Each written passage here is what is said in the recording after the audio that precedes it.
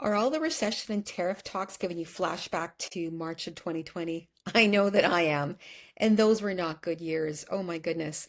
I went from being a six-figure business, very profitable, to virtually zero sales overnight. Moreover, when we finally came back to the market in 2023, we ended up being tens of thousands of dollars in debt.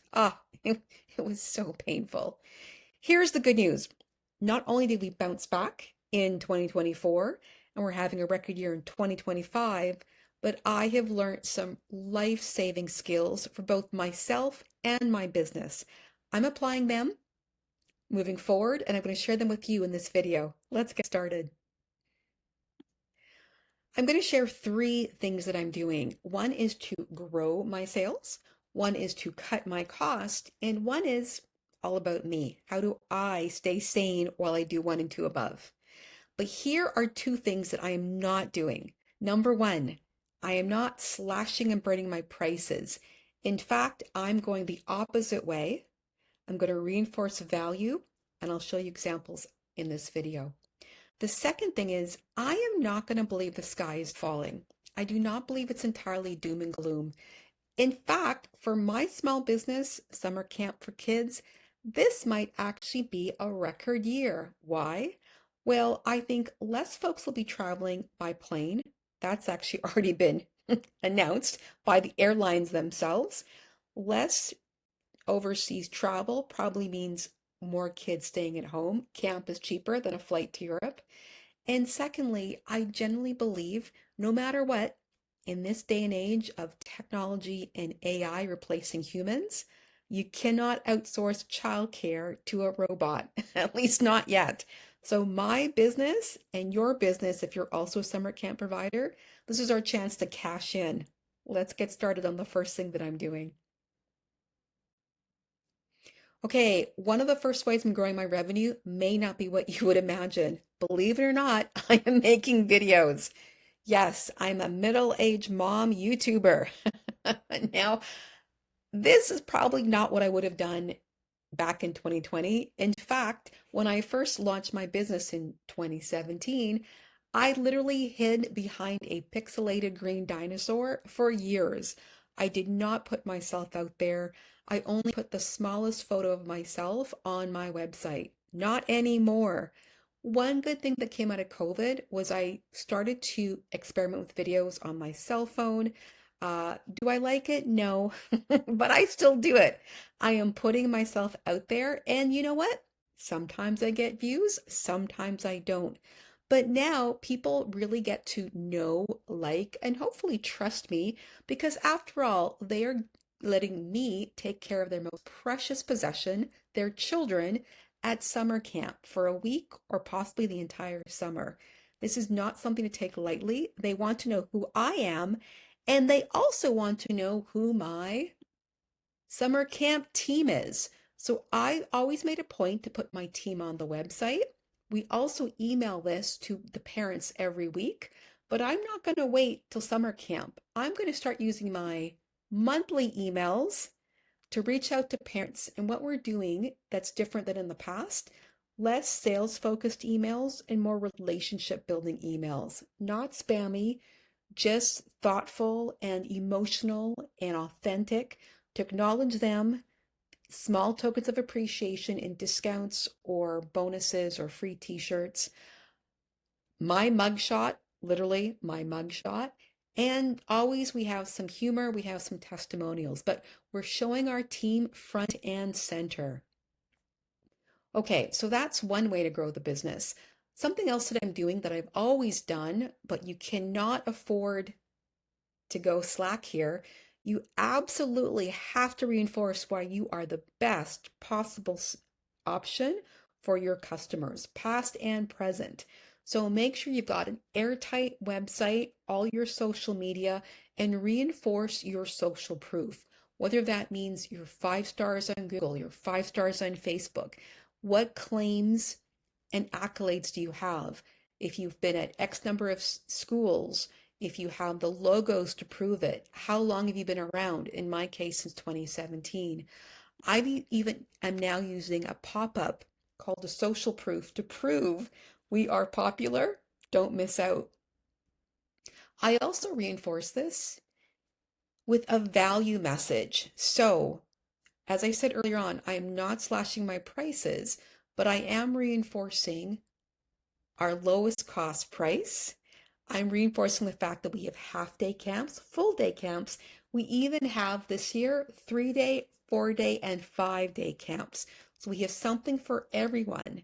But more importantly, if you understand human psychology, there is always the need to reinforce scarcity and urgency. I'm trying to do that by saying only 12 spots per camp at these low prices for a brand that's been around since 2017. You'd be crazy not to act now.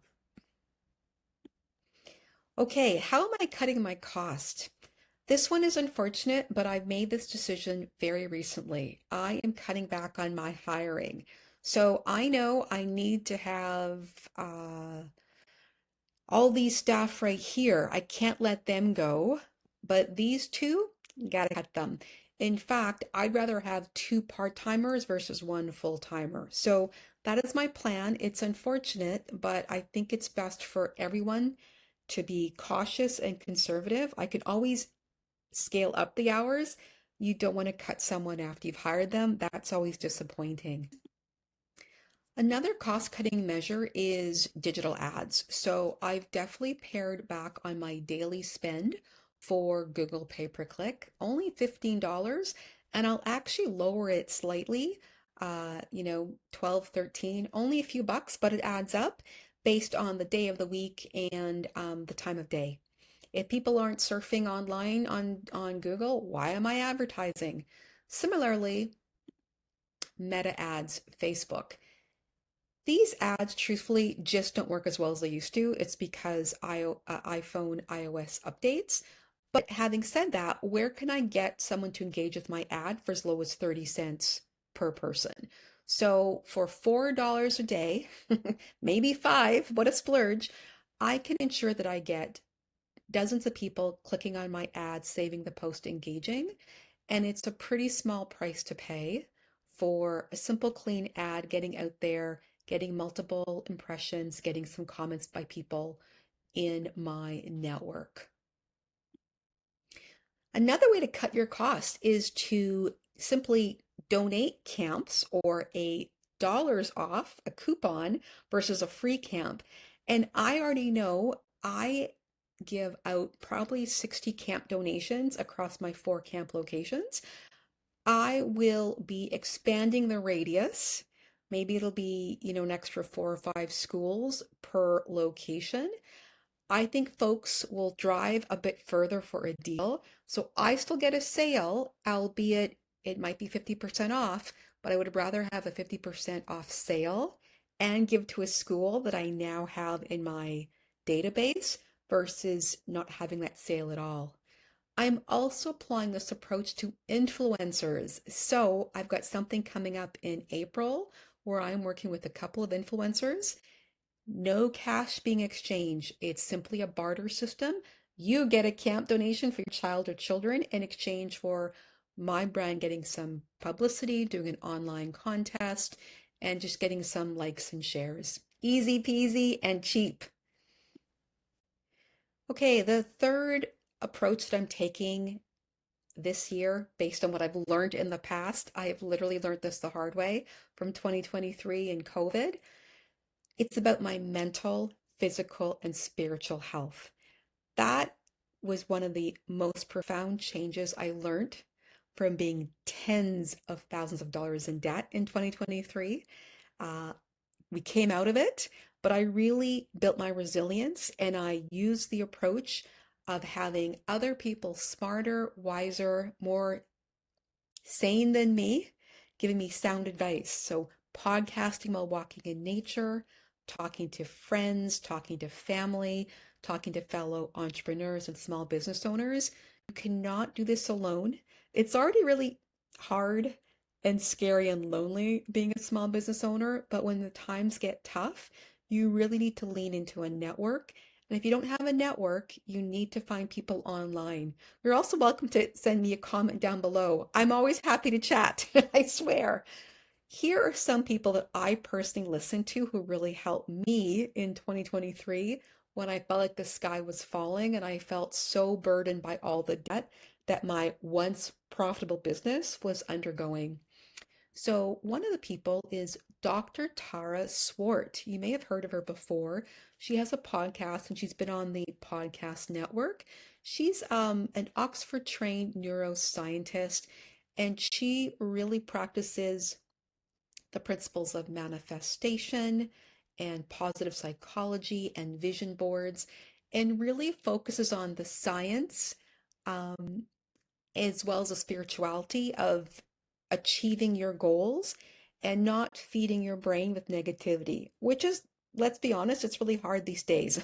You just have to like turn on the TV, scroll on your phone, and doom scrolling is everywhere. It's really pronounced. Don't let it affect you as a small business owner or as an individual. The other person, this was unique to me, is Tyler Perry. Now, I'll be honest, I have never actually watched a full Tyler Perry movie. That's not the point. For some reason, a motivational speech of his came up in my feed, and I really appreciated his spirituality. It's something that it's ebbed and flowed in my personal life. I like to say that I'm a recovering Catholic. But the point being, I really did believe in something bigger than me. And he had some great spiritual motivational speeches. And I could really relate to his story because he literally was living in his car, so homeless, and he turned it around. Great story. It might appeal to you too. Ultimately, remember this when it comes down to everything, recessions are a natural cycle of the economy. They say every 4 to 7 years it's going to happen. Let's just ride the wave. And I really believe that things happen for you, not to you. So we will get past this. We will survive. Feel free to reach out in the comments. I'm in this with you. Well, we're going to get through it together.